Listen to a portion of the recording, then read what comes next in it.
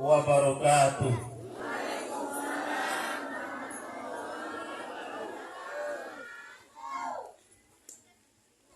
Bismillahirrahmanirrahim. Alhamdulillahi rabbil alamin. Nahmaduhu wa nasta'inu wa nastaghfiruh. Wa na'udzu billahi min shururi anfusina wa sayyiati a'malina. May yahdihillahu fala mudilla lahu wa may yudlil fala hadiya lahu. Asyhadu an la ilaha illallah wahdahu la syarika lahu. Iyyahu na'budu wa iyyahu nasta'in. Wa ashhadu anna Muhammadan abduhu wa rasuluh arsalahu rahmatan lil alamin. Allahumma shalli wa sallim ala hadzal nabiyil karim sayyidina wa maulana Muhammadin wa ala alihi wa ashabihi ajma'in, amma ba'du. Allahumma alimna ma jahilna wa zakirna ma nasina waftah alaina hikmataka wansur alaina min khazaini birahmatika ya arhamar rahimin. Rabbana zidna ilma warzuqna fahma. Fasma'u ma qala Allah ta'ala fil Qur'anil Karim. Na'udzu billahi minasy syaithanir rajim. Bismillahirrahmanirrahim. Wasari'u ila maghfiratin min rabbikum wa jannatin arduha as-samawati wal ard u'iddat lil muttaqin. Faqala an-nabi sallallahu alaihi wasallam, inna lil jannati baban yuqalu lahu ar-rayyan fa iza dakhala akhiruhum ughliqa dzalikal bab. Rawahul Muslim. Sadaqallahul azim wa sadaqa rasulul karim wa nahnu ala dzalika minasy syahidin wasyakirin. Yang kami muliakan Al-Mukarram Tuan Guru kita bersama yang telah dapat duduk dan hadir bersama kita pada malam yang penuh keberkahan dan kemuliaan. Selanjutnya yang kami hormati alim ulama, cerdik pandai, tokoh-tokoh masyarakat yang berdomisili di desa Ujung Batu 5 yang tidak dapat kami sebutkan satu persatu. Selanjutnya yang kami hormati kaum bapak, kaum ibu, pemuda dan pemudi, anak-anak sekalian yang dirahmati Allah Subhanahu wa taala. Bersyukur kita kembali ke hadirat Allah. Secara bahasa syukur berarti menampakkan. Jadi orang yang bersyukur itu orang yang selalu menampakkan nikmat Allah. Fa amma bi ni'mati rabbika fahaddits. Cuma menampakkan dalam hal apa?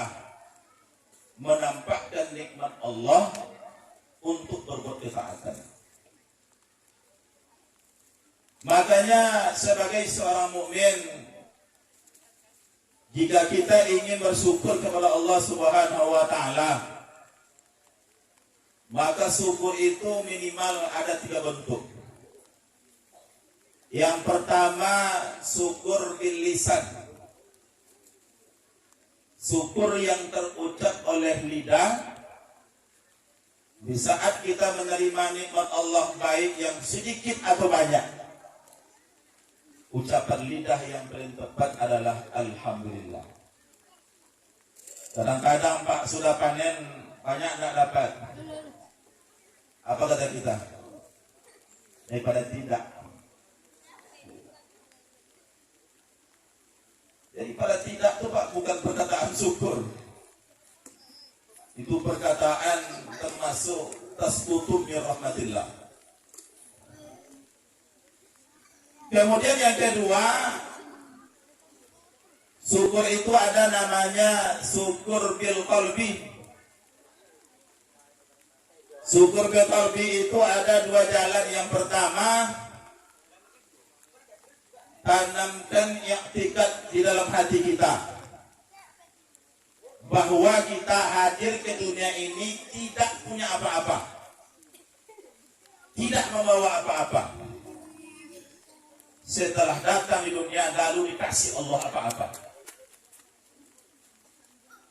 Makanya kita harus meyakini bahwa segala yang kita miliki pada hakikatnya bukan milik kita, tapi milik siapa? Milik Allah.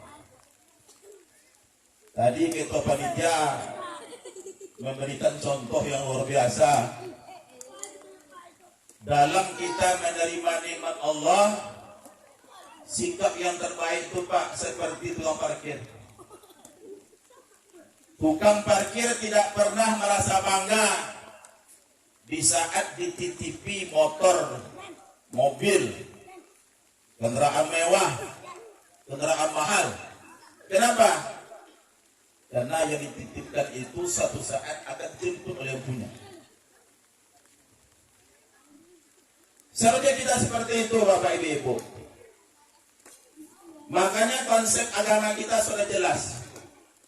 Lillahi ma fis samawati wa ma fil ardh. Apapun yang ada di langit dan di bumi, siapa punya? Allah. Makanya tidak perlu Pak. Allah murka kepada orang yang sombong. Allah murka kepada orang yang punya jabatan kalau sombong. Allah murka kepada orang taat kalau sombong. Bahkan Allah murka kepada orang yang berilmu kalau sombong. Dan sejarah telah membuktikan orang yang kaya yang dimurkai Allah karena kesombongannya itu Pak Qarun laknatullah alaih. Pejabat yang dimurkai Allah karena sombongnya Fir'aun laknatullah alaih. Orang yang berilmu yang dimurkai Allah Haman laknatullah alaih. Bahkan orang taat yang dimurkai Allah Syekh Persisa yang juga mati dalam kemurkaan Allah. Kenapa? Karena pada hari ini Pak banyak orang yang kaya itu yang sombong. Kenapa? Merasa berlebih dibanding orang lain. Makanya Imam Al-Ghazali ditanya oleh muridnya, wah Imam, apa yang menyebabkan terbitnya sombong di hati? Kata Imam Al-Ghazali, yang menerbitkan sombong di hati itu di saat kamu sudah merasa berlebih di orang lain. Berlebih dalam hal apapun Bu. Merasa berlebih harta muncul sombong. Merasa berlebih ilmu muncul sombong. Merasa berlebih jabatan muncul sombong. Merasa berlebih ketaatan muncul sombong. Merasa ganteng muncul sombong. Bahkan merasa cantik pun muncul sombong. Oleh karena itu, syukur bil qalbi itu yakini di hati kita bahwa kita tidak punya apa-apa. Innallaha waliyyun wa antum fuqara. Yang kaya hanya Allah Pak, kita miskin semua.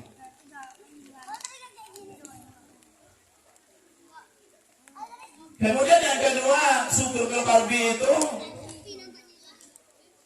setiap kita menerima nikmat Allah, ingat yang ngasih nikmat. Banyak hari ini Pak kita yang menerima nikmat tapi tidak ingat siapa yang ngasih nikmat. Makanya kita itu kalau dikasih nikmat oleh Allah, bukti kita ingat itu apa? Disempurnakan dengan syukur bil af'al. Syukur bil af'al. Sikap syukur yang ditunjukkan oleh perbuatan tubuh yang membuktikan bertambahnya ketaatan di saat nikmat bertambah. Makanya Allah Subhanahu wa taala di dalam Al-Qur'an Pak Ibu, Allah mensejajarkan antara kedudukan syukur dengan zikir. Wazkuruni azkurkum washkuruli wala takfurun. Itu Pak disebut dalam satu ayat yang dihubungkan oleh wa'atab. Wazkuruni azkurkum, ingat aku, kata Allah, aku ingat kamu. Maka siapapun kalau kita ingin diingat oleh Allah, mulailah kita mengingat Allah. Kalau kita ingin dicintai Allah, belajar dulu untuk mencintai Allah. Kalau kita itu ingin dimuliakan Allah, belajar dulu untuk memuliakan Allah.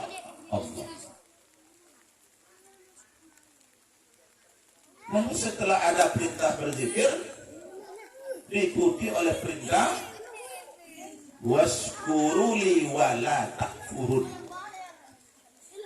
Bersyukur kepada aku, jangan kufur. Karena kalau kita tengok pada dalam bahasa Al-Quran, sebenarnya syukur itu kan untuk Allah pada hakikatnya. Syukur itu untuk kita juga. Artinya kebaikan dari syukur yang kita lakukan itu pulangnya kepada Allah, tapi pulang kepada kita. La in syakartum la azidannakum wa la in kafartum inna azabi lasyadid. Siapa yang pandai bersyukur, kata Allah, la azidannakum, saya tambah lagi nikmatnya. Tambahan itu untuk siapa? Untuk kita, Pak. Pandai kita bersyukur, Allah tambah lagi nikmat. Tambahan nikmat itu untuk siapa? Untuk kita. Tapi ingat, yang untuk kita itu bukan hanya tambahan nikmat, tapi wala in kafartum inna azabi lasyadid. Di saat kita kufur, azab Allah pun menunggu kita. Makanya pilihan terbaik, Pak, tidak lain bukan jadilah abdan syakur. Bapak dan Ibu yang saya muliakan, selanjutnya ucapan salawat dan salam Allahumma salli ala Sayyidina Muhammad wa ala ali Sayyidina Muhammad. Harapan kita kepada Nabi kita cuma dua saja.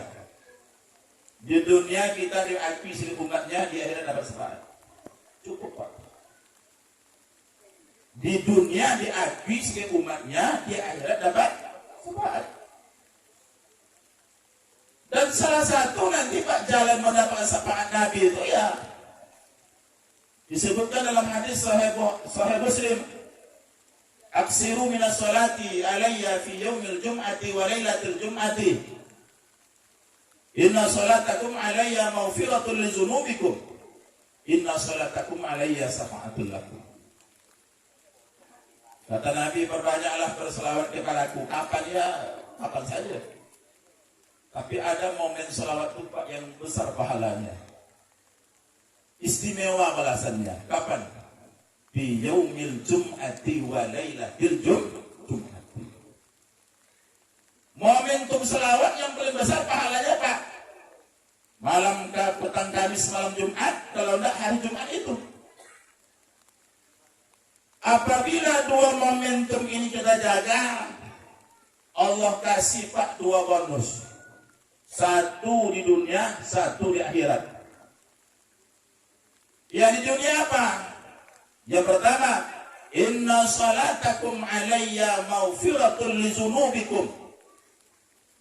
Selawat yang kamu baca untukku itu dapat menghapuskan dosa-dosamu.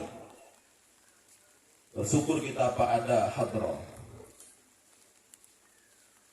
Yang dibaca hadroh itu Pak semuanya selawat. Sanjuan senyumnya kepada Rasulullah. Bangga Pak punya hadroh. Di samping orang punya organ tunggal, kita punya hadroh. Orang punya musik-musik yang sifatnya keduniaan. Kita punya musik yang memotivasi kita untuk selawat. Biasa Pak. Saya di pondok juga ada hadroh Pak, tapi baru 1 tahun Pak, belum terlalu bagus anak-anak. Alhamdulillah. Kemudian yang kedua, manfaat salat itu di akhir adalah inna sholatakum alayya syafa'atul lakum. Salawat yang kalian baca untuk itu kata Nabi menjadi asbab bagi kalian untuk mendapatkan syafaat kapan besok di akhirat.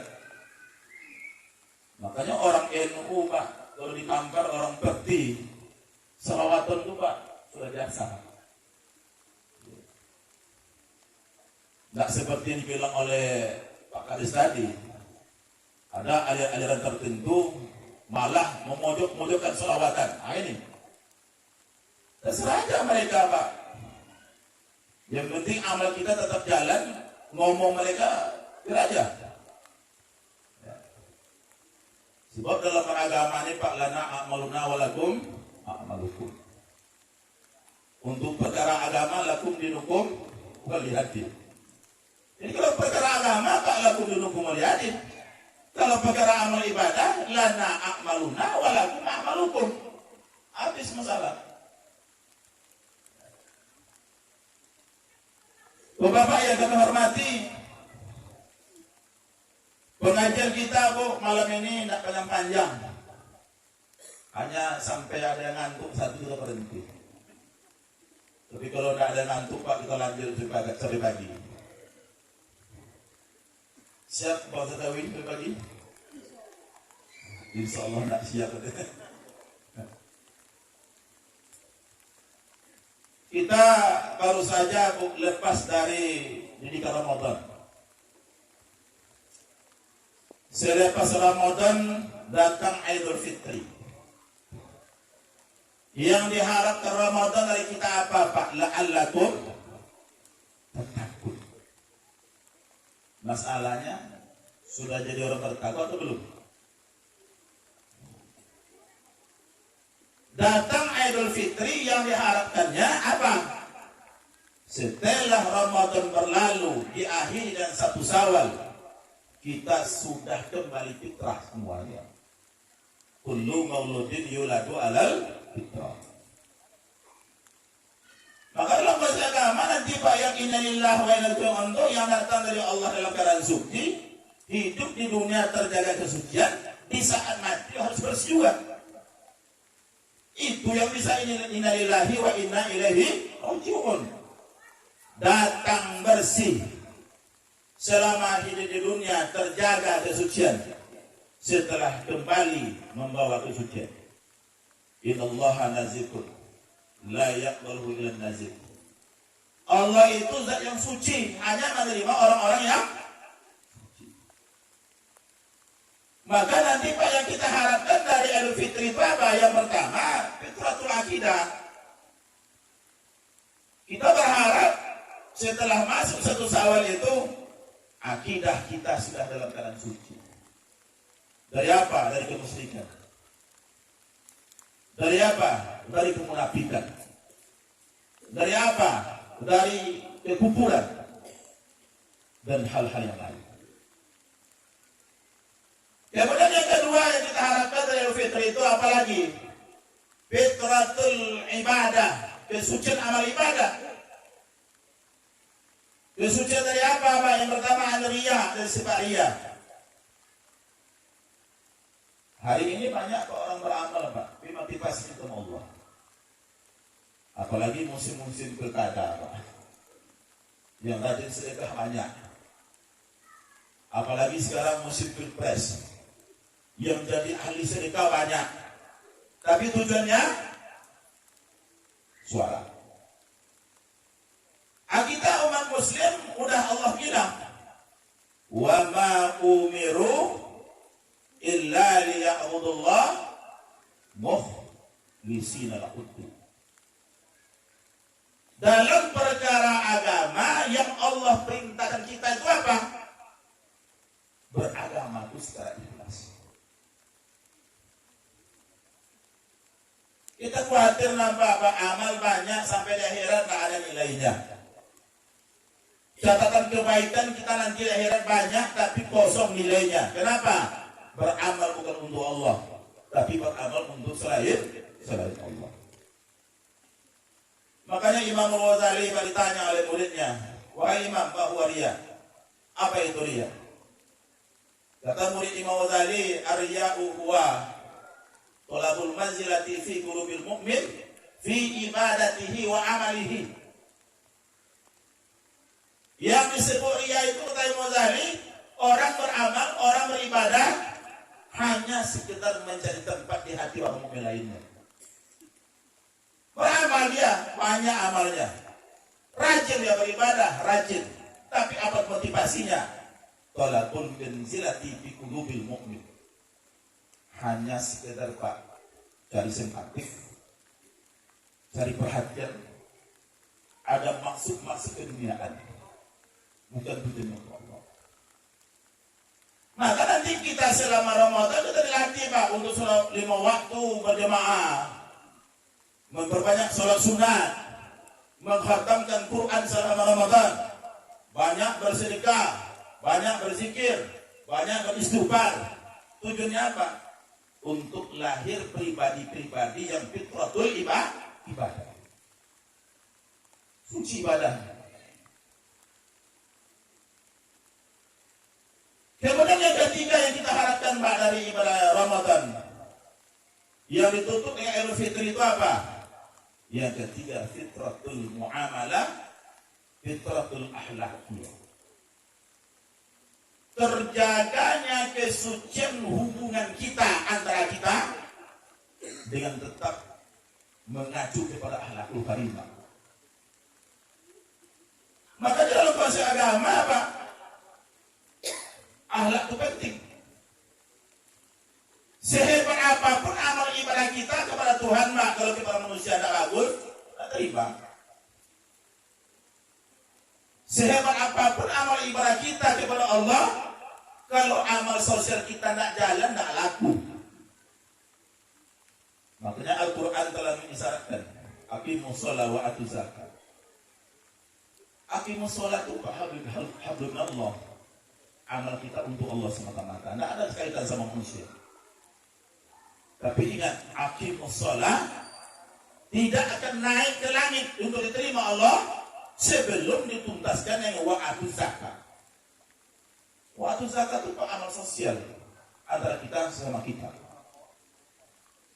Makanya kalau ada orang-orang kaya, orang-orang mapan yang panen sawitnya sebulan 15 juta, tapi zakatnya nak keluar setiap tahun, maka kita khawatir nanti amal-amal ibadahnya ditangguhkan Allah untuk naik ke langit. Makanya duribat alaihim zillatu ainama suqifu illa bihablum minallah wa hablum minan nas. Kita ditetapkan hina Pak, dimanapun kita. Apapun jabatan kita, kita tetapkan hina.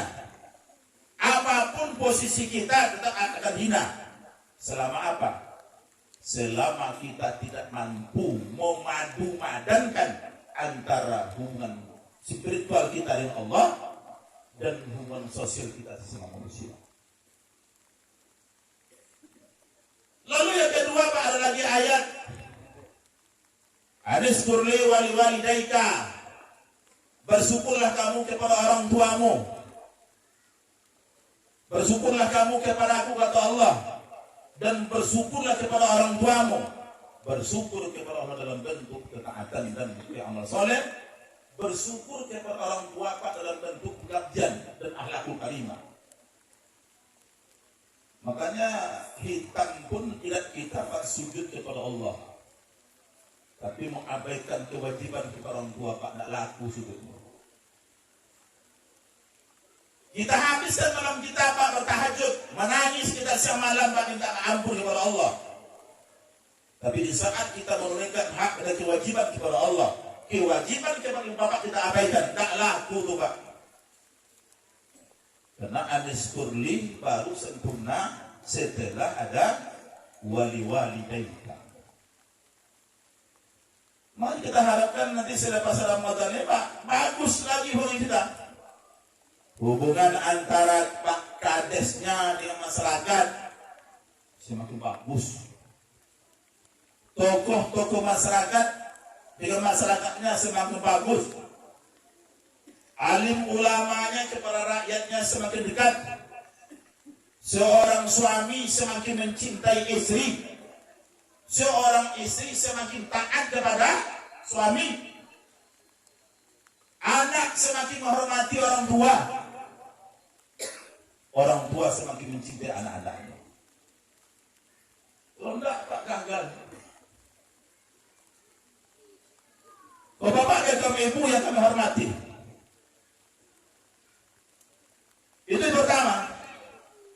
Kemudian tadi yang kedua, yang kita harapkan dari ibadah Ramadan itu adalah la'allakum tattaqun. Tadi saya tanya, sudahkah kita menjadi orang bertakwa, Pak? Entahlah. Kenapa entahlah? Tidak jelas, Pak. Buka nanti Pak dalam surat Ali Imran 133, 134, 35. Apa kata Allah? Wasari'u ila maghfiratin min rabbikum wa jannah. Bersegeralah. Bersegeralah dulu apa? Bersegeralah kamu meraih ampunan Allah. Wa jannatin, dan bersegeralah meraih surganya Allah. Jadi Pak, ampunan Allah itu dikejar. Cari. Surga Allah itu dikejar Pak, mencari. Tidak bisa tunggu-tunggu aja. Yang mana surga itu arduhas samawati wal ardh. Luasnya surga itu seluas langit dan bumi. Di ujung ayat apa? Mu'iddat lil muttaqin. Ampunan Allah dan surga Allah tidak diperuntukkan untuk orang banyak, tapi untuk siapa? Untuk orang bertakwa. Makanya di antara wataan bertakwa itu selalu memohon ampun kepada Allah. Maka dalam surah Az-Zariyat ayat 59 sampai berikutnya, salah satu nanti Pak watak orang yang bertakwa yang pengisi surga Jannatu Adnin itu apa? Salah satunya bahwa bil asharihum yastaghfirun. Makanya amal Bu yang selama ini kita lupakan dalam Ramadan itu apa? Hampir Pak, kalau saya persentase mungkin 90% umat Islam Pak lupa yang amal ini selama Ramadan. Apa itu? Wabil asharihum yastaghfirun. Lupa memanfaatkan waktu sahur untuk beristighfar kepada Allah. Kita sahur untuk apa-apa? Untuk makan, untuk minum. Padahal sahur itu Pak momentum yang paling luar biasa untuk beristighfar. Makanya sekian ulama menyebutkan istighfar di waktu sahur menjelang terbitnya fajar masuk waktu subuh itu istighfar yang tidak akan pernah ditolak oleh Allah Subhanahu wa taala. Tapi banyak Pak kita yang lupa. Karena sambal goreng teri Pak, goreng ibu di dapur, kita lupa istighfar. Lalu dalam agama Pak, kita tuh dituntut istighfar itu puasa Pak, apa untuk dosa kita saja? Oh tidak Pak. Baca nanti dalam surah Muhammad ayat 19. Fa'lam annahu la ilaha illallah wastaghfir li dzanbika walil mu'minin. Ketahuilah, tidak ada Tuhan kecuali Allah. Wastaghfir li dzanbika, mohon ampunlah kepada Allah atas dosa-dosamu. Walil mu'minin, dan seorang mukmin. Makanya kita kalau beristighfar, ya Allah, ampuni dosaku ya Allah. Ampuni dosa istriku ya Allah.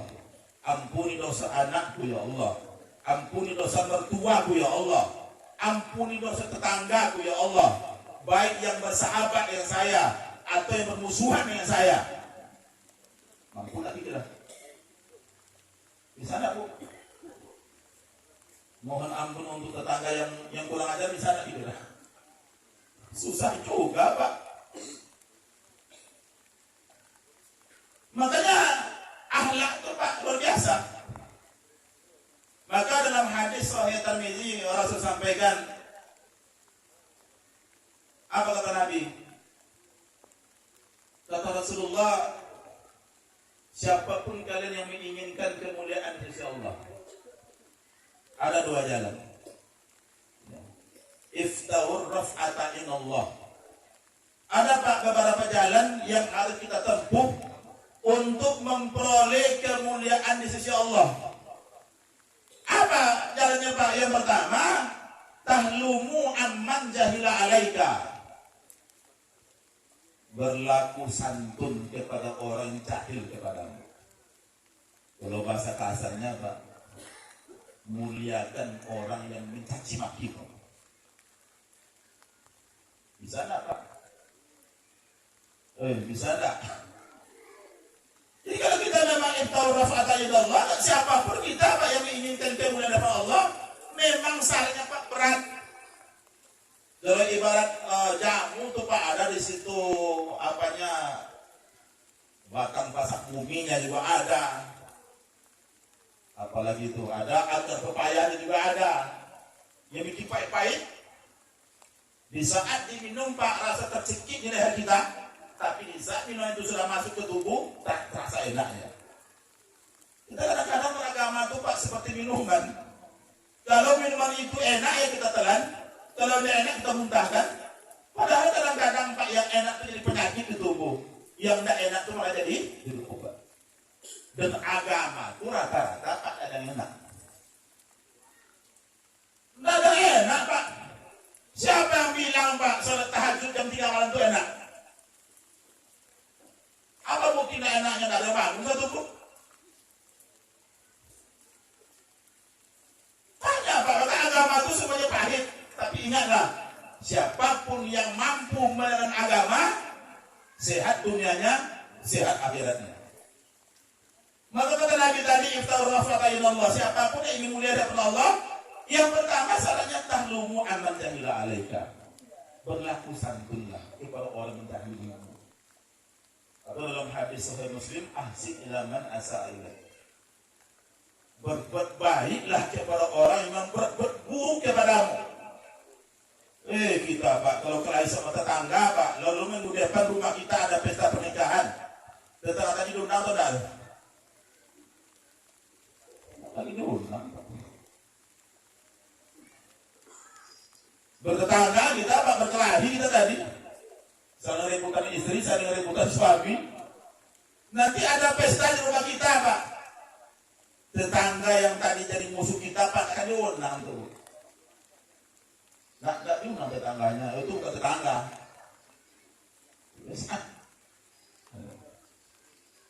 Padahal kalau kita ingin nanti mencari kemuliaan, yang pertama diundang itu Pak. Masalah mau datang bukan kewajiban kita, urusan kita. Ada kemudian yang kedua kata Nabi, kemudian di sisi Allah itu apa lagi? Wa tu'ti man haramaka. Kasihkan apa yang kamu miliki kepada orang tidak pernah ngasih apa-apa. Atau dalam bahasa kasarnya, dermawanlah kepada orang yang bakhil kepadamu. Minjam egrek tidak dapat, minjam sabit tidak dapat, minjam canggul ke tetangga sebelah tidak juga dapat. Ada aja rasanya Pak. Nanti suruh ibu masak Pak, goreng ayam, gulai ayam nanti kasih terus Pak. Makanya tidak ada orang yang jahat yang akan bertahan jahat kalau hidup orang jahat itu didampingi oleh orang-orang baik. Tidak ada orang kikir yang akan bertahan kikir kalau orang kikir itu bertetangga dengan orang-orang yang dermawan. Selama ini Pak, kenapa orang jahat itu semakin jahat? Karena orang jahat itu dimusuhi. Kenapa orang pelit itu Pak semakin pelit? Karena pelit dilawan pelit. Agama kita tidak seperti itu Pak. Agama kita itu indah sekali. Tahlumu amman jahila alaik. wa tu'ti man harama. Di agama mana Pak ada konsep yang seindah itu? Nggak ada. Cuma kita mau nggak? Bapak dan ibu yang menghormati, kemudian ajaran Allah kepada kita, wa jannatin arduha samawati wal ardh. Setiap kita diajak oleh Allah, berlomba-lombalah, bersemangatlah. Tingkatkan motivasimu untuk mendapat surganya Allah. Yang khawatir Pak, kalau sawit itu tak pilihan sedikit. Kalau surga itu Pak, pilihannya luas. Dapat jatah semua Pak, kalau mau. Kalau kepilihan sawit Pak, sekarang susah carinya Pak, dibeli mahal sekarang. Kepilihan surga masih banyak Pak. Sebab luas, arduha samawati wal ardh, luas. Seluas langit dan bumi, dibentangkan 7 lapis bumi jadi satu. Dibentang langit menjadi satu hamparan, itulah luasnya surga. Tapi ingat mungkin dasdil. Saya tadi membaca Pak hadis Sahih Muslim. Apa kata Nabi? Innal jannati baban.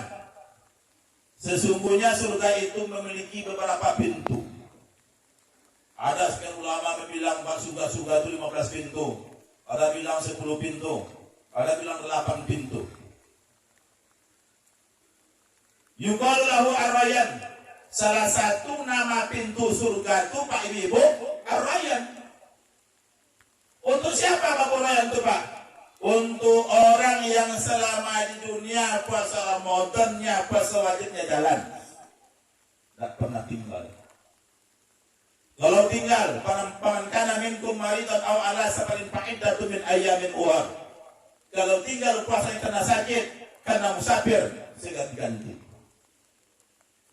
Kalau tinggal puasanya karena tua, penyakitan yang tak sembuh-sembuh, wa allazina yutiqunahu fidyatut ta'am miskin, diganti dengan fidyah. Lalu setelah itu banyak puasa sunat. Makanya orang-orang yang terjaga puasa wajibnya, banyak menyempurnakan puasa wajib dan puasa-puasa sunat, nanti masuk surganya Pak di mana? Di babur rakyat. Makanya ibu-ibu yang banyak hutang Pak bisa lewat sana. Ibu-ibu yang masih banyak hutang Ramadan tidak bisa lewat situ Pak. Tinggal puasa kena haid tidak diganti. Nanti lahiran dalam Ramadan tidak diganti. Nanti datang Ramadan musuhana tidak diganti. Musafiran nanti tidak diganti. Yang tinggal di sini aja pun tidak diganti. Ini masuk surga nanti betul-betul yang kata mereka. Tak boleh. Sehingga kata Nabi, fa iza dakhala ay akhiruhum ulikal zalikal bab. Di saat orang yang terakhir ahli puasa itu sudah masuk ke pintu babur rayyan, pintu babur rayyan ditutup oleh Allah. Sehingga tidak ada satu pun yang bisa lewat. Maka diingat Pak, kalau kita punya hutang ibadah bayar. Sholat yang tertinggal di qadha Pak. Sebab itu jumhur ulama sepakat Pak, sholat yang tinggal itu wajib qadha. Puasa yang tertinggal Pak di qadha Bu. Semua ulama sepakat. Maka dalam hadis Imam Tirmidzi disampaikan, "Fadainullah ahaqqun ayyuqdah." Hutangmu kepada Allah itu lebih penting untuk dibayar. Banyak kita hari ini Pak risau berhutang kepada manusia. Mau naik haji kita nanti Pak cepat-cepat itu hutang manusia dibayar semua. Kenapa? Takut nanti di Mekah tidak nyaman. Tapi di saat kita merasa takut berhutang kepada manusia, kita malah mengabaikan hutang kita kepada Allah. Ya. Kemudian yang kedua, ada nama pintu surga itu babus sodako. Babus sodako. Pintu surga yang hanya boleh dilewati orang-orang yang banyak bersedekah. Nih Pak, bangunan kita masih terlantar. Kesempatan kita untuk berinfak wakaf. Musola kita Pak masih butuh pelebaran. Masih butuh infak wakaf dan sedekah kita. Kenapa? Banyak orang kaya yang pelit luar biasa. Banyak orang kaya pada dirimu kikirnya luar biasa. Kapan nanti menyesalnya? Setelah masuk ke lahat. Rabbi laula akhartani ila ajalin qarib fa asaddaqa wa aku minas sholihin. Penyesalan yang paling pertama nanti orang setelah mati itu bukan naik haji, Pak. Penyesalan pertama orang setelah masuk yang lahat, Pak, bukan tak pernah umroh, bukan tak pernah banyak sholat tahajud, sholat duha, Quran. Tapi penyesalan yang paling besar, Pak, orang setelah masuk yang lahat itu apa? Hidup di dunia tidak pernah sempat bersedekah. Ya, sana sih, Pak.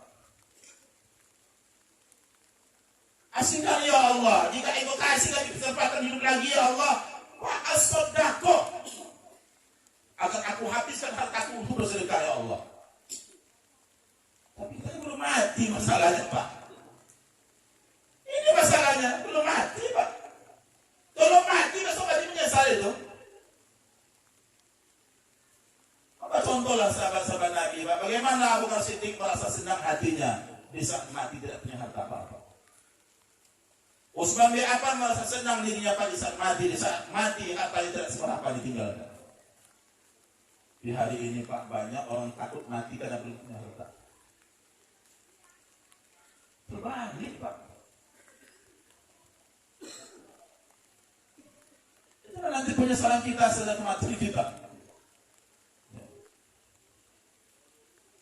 Amalannya nanti Pak Iza dakhala akhiruhum uliqa dzalikal bab.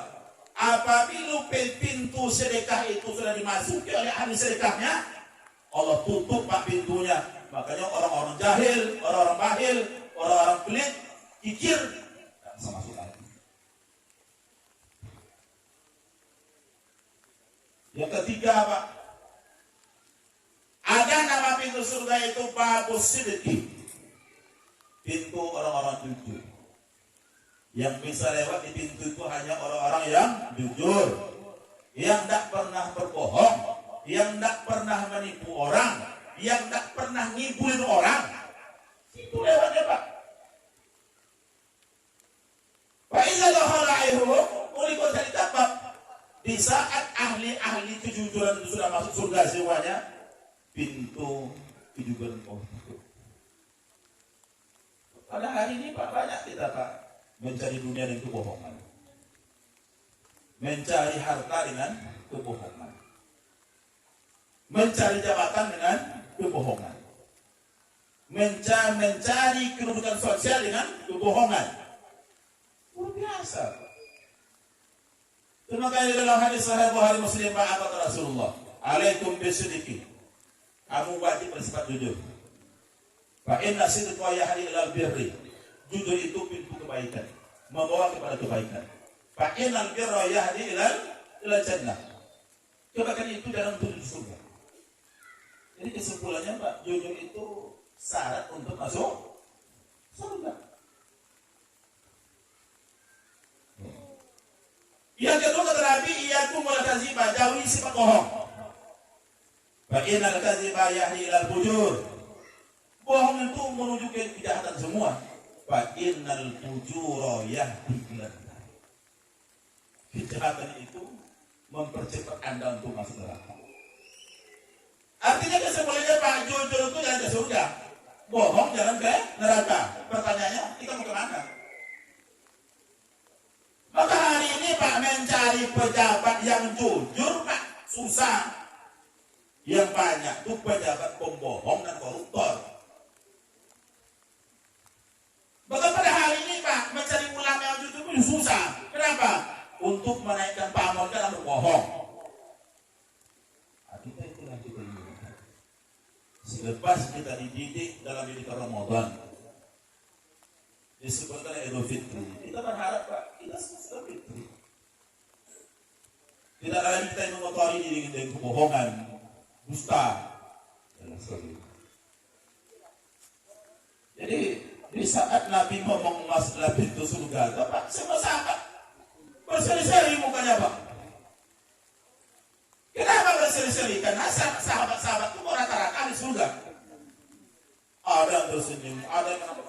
muka kesenangan luar biasa. Tapi Pak, dari sekian banyak sahabat yang bergembira itu, ternyata ada sahabat tua Pak, satu yang menangis. Saking menangisnya Pak, jenggot putihnya basah oleh air matanya. Nengok di belakang, nampak bu mertuanya di belakang situ. Apa kata Rasulullah Abu Bakar? Apa kamu tangisnya?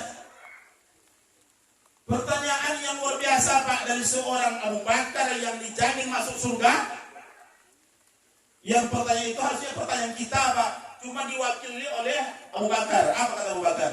Ya Rasulullah, orang seperti aku, ada enggak pintu untuk aku masuk surga?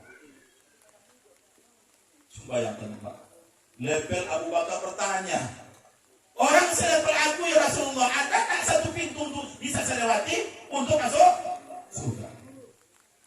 Itu pertanyaan beliau itu bukan karena sombong, karena betul-betul takut, betul-betul resah Pak. Dan hari ini Pak, yang kurang dari amal kita ini perasaan khaufun satu dan raja'un. Maka kata Imam Ghazali, agar kita itu amalnya bernilai, di saat beramal munculkan sifat khaufun ilallah, di saat selesai beramal munculkan sifat raja'un ilallah. Itu yang kurang Pak. Di saat beramal munculkan sifat khaufun ilallah, takut kepada Allah, takut apa? Takut jika amal kita itu tidak aku Pak. Setelah kita beramal, apalagi munculkan sifat raja'an ilallah, muncul harapan kepada Allah. Ya Allah, walaupun amal tidak sempurna, tapi aku berharap terima ya Allah. Kalau dalam hari ini Pak, banyak betul-betul beramal kepedean, merasa amal kita yang terbaik, yang paling sempurna, yang paling afdal, yang paling sunnah, yang lain mungkin. Di kantor sekarang Pak, saling caci maki aja Pak. Makanya di kantor itu ada namanya masjid sunnah, ada masjid bid'ah, ada ustadz sunnah, ada ustadz bid'ah. Bahkan yang paling hebatnya harinya Pak, ada laundry sunnah, ada laundry tidak. Luar biasa Pak. Kalau saya Pak hiduplah Rasulullah Pak marah sama orang tuh. Laundry sunnah, ada laundry tidak sunnah. Apapun itu beda Pak. Ada KP sunnah, ada KP non sunnah. La ilaha illallah.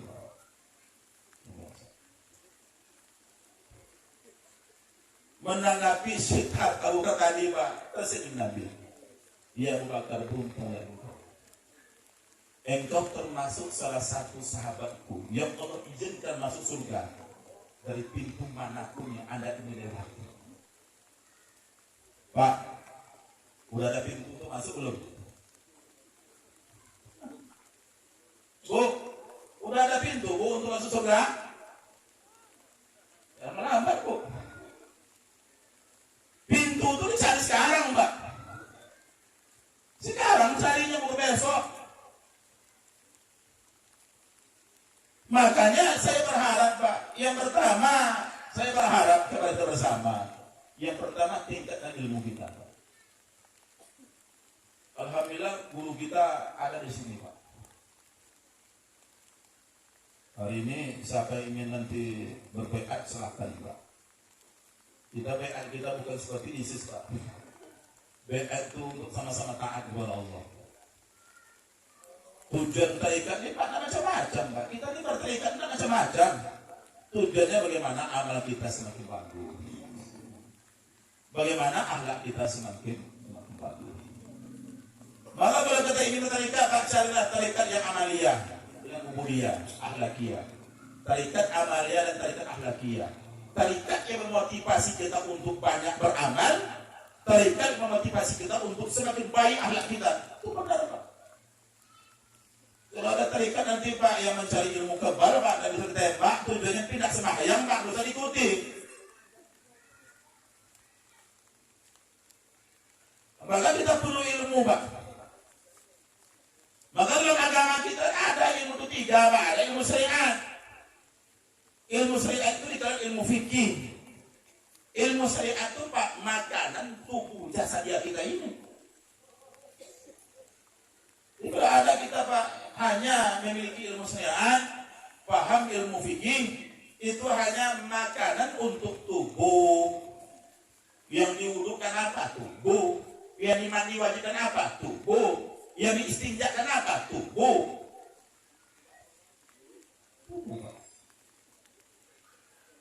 Yang kedua nanti Pak ada ilmu hakikat, tauhid.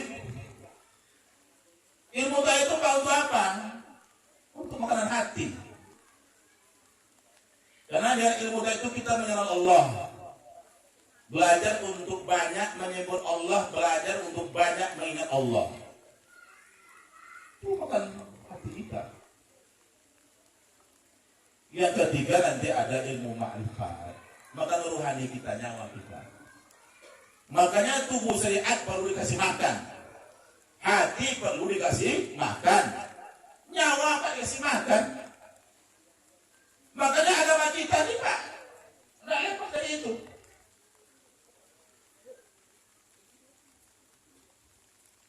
Makanya kalau kita umpamakan ilmu syariat hakikat ma'rifat itu Pak seperti buah-buahan. Yang syariat itu kulitnya Pak. Durian ya kulitnya guna sekali. Kulit yang bagus akan menghasilkan buah yang isinya bagus. Kalau kulitnya cacat Pak, isinya pasti cacat itu. Makanya kalau ingin mencari guru Pak, carilah guru yang mengamalkan syariat Muhammad, bukan yang meninggalkan syariat Muhammad Pak. Sekarang banyak guru Pak yang nggak sholat Pak, cerita sampai ke langit tapi tak sembahyang. Untuk apa lagi sholatnya? Saya yang seperti kita, untuk apa lagi gitu? Yang Tuhannya itu ya kita katanya, kan kacau tuh Pak. Lalu hakikat itu apa Pak? Isinya sebagus apapun isi kulit dari sebuah buah-buahan, kalau tidak berisi Pak, hilang nilai kulit. Sama kita para amal ibadah, sebaik apapun amal jasad kita, tapi di saat beramal hati tidak tunduk kepada Allah, Pak, tidak laku. Maka di saat Allah berbicara tentang sholat, yang merugi siapa? Fawailul lil musallin alladzina hum an sholatihim sahun.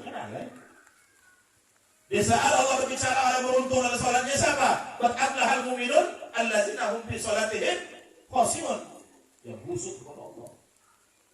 Khusyuk itu bukan kerja jasad Pak. Khusyuk itu kerja hati. Ya apa itu yang khusyuk adalah hudur qalbi Allah fil ibadah. Kemampuan kita untuk menghadirkan Allah di dalam hati di saat menyembah Allah. Maka untuk bisa menetapkan ingat kepada Allah di hati, ada ilmunya Pak, ilmu tarikat. Tarikat itu jalan Pak, jalan untuk mengenal Allah. Maka insya Allah besok pagi Pak akan diuraikan oleh Buya Abdi Pak, sekedar penyalur itu. Saya hanya minum dikit. Lalu di saat kita sudah dapat isi durian, cukup diisi saja Pak, enggak? Kita membeli durian, ada kulitnya syariat itu. Di saat kita kupas kulitnya, dapat isinya itu hakikat. Di saat kita makan Pak, kita akan cari apa? Rasa. Kalau duriannya Pak hambar Pak, besok kita beli lagi tuh Pak. Tapi si kecil apapun durian, kalau ada rasanya, kan diulang lagi untuk dibeli orang. Makanya kita butuh kulit, butuh, itulah syariat. Sebab syariatu bila haqiqah atilah. Al-haqiqatu bila syariat batilah, kata Imam Ghazali. Kita bersyariat Pak tanpa ada isi, sia-sia. Durian besar Pak, isinya kulitnya bagus, dikupas nggak ada isinya, sia-sia. Tapi al-haqiqatu bila syariat batilah. Berhakikat kita tidak bersyariat, batal. Dapat durian Pak jatuh dari pohonnya, kita tengok di bawah nampak isi teronggok Pak, ada mau nggak? Ada mau Pak. Kita punya ketan durian masa Pak, nanti jatuh malam hari, boom, terjar, ketemulah Pak isi durian teronggok tanpa kulit. Mau nggak itu? Nggak mau kita Pak. Maka nanti bersyariat tanpa berhakikat sia-sia. Berhakikat tidak bersyariat batal.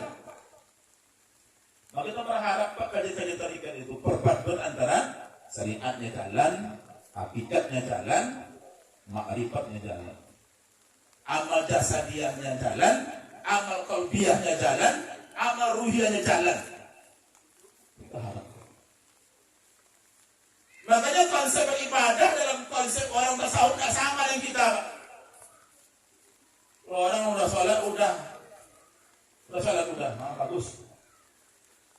Kalau orang tasawuf tidak cukup dengan sholat aja, Pak, beribadah, menyembah Allah tidak cukup dengan hanya tunduk aja. Makanya prinsip bermenyembah Allah itu ada 5. Zahir sembah di tubuh Adam. Apapun bentuk amal ibadah, zahir amal itu di tubuh Adam. Apakah ada orang sholat itu tubuhnya nampak rukuk sujud? Karena memang tubuh itu tempat zahirnya amal, zahirnya sembah. Cuma di mana letak kita menyembah? Letak sembah di hati. Makanya kalau ada orang sholat, Pak, hatinya kosong dengan Allah, tidak ngaku tuh, Pak. Zahir sembah di tubuh Adam, letak sembah di hati. Yang menyembah siapa? Muhammad. Isi sembahnya apa? Ahmad. Tujuan sembahnya siapa? Allah. Itu konsep menyembah, Pak, dalam ilmu tasawuf. Siapa yang menyembah Muhammad? Isi sembah itu apa? Ahmad. Apa Ahmad, Pak? Sifat, fi'il, nama, zat. Maka amal kita itu ada amal fi'liyah, amal salat, katanya rukun fi'liyah namanya. Ada amal qauliyah, rukun qauliyah. Ada rukun qalbi. Maka kalau kita beribadah, Pak, di mana zahirnya sifat? Di dalam. Di mana zahirnya perbuatan Allah? Di tubuh. Di mana zahirnya nama Allah? Di hati. Di mana zahirnya zat Allah? Di nyala. Maka kita beribadah, Pak, tidak hanya sebatas membaca. Di saat membaca, hati ingat apa yang kita baca. Baca Quran, ingat yang punya Quran. Itu penting. Oh, Bapak dan Ibu yang dihormati, makanya agama kita ini tidak pernah tuntas, Pak. Pernah tuntas. Tidak pernah tuntas oleh kita. Kalau oleh Allah Ta'ala sudah, Pak. Tuntas. Makanya kuncinya banyaklah untuk ilmu. Sebab Allah mengatakan kita cuma 2 aja, Pak. Yarfa'illahu allazina amanu minkum wallazina utul ilma daraja. Allah angkat derajat manusia itu karena 2 aja, karena iman yang ada di hatinya dan ilmu yang ada di kepalanya. Bapak dan Ibu yang menghormati, itulah tausiah singkat, Pak, yang dapat saya sampaikan untuk mengingat kembali tujuan dari ibadah Ramadan la'allakum tattaqun. Tujuan kita berlebaran Idul Fitri kembali kepada kesucian. Pertanyaannya cuma 2, sudah sucikah kita dan sudah bertakwakah kita? Istiqlal Pak. Tanya kita masing-masing. Demikian, Pak, yang dapat saya sampaikan. Mohon maaf atas kehilapan dan kekurangan. Subhanallah bihamdi. Asyhadu an la ilaha illa anta astaghfiruka wa atubu ilaik. Assalamualaikum warahmatullahi wabarakatuh.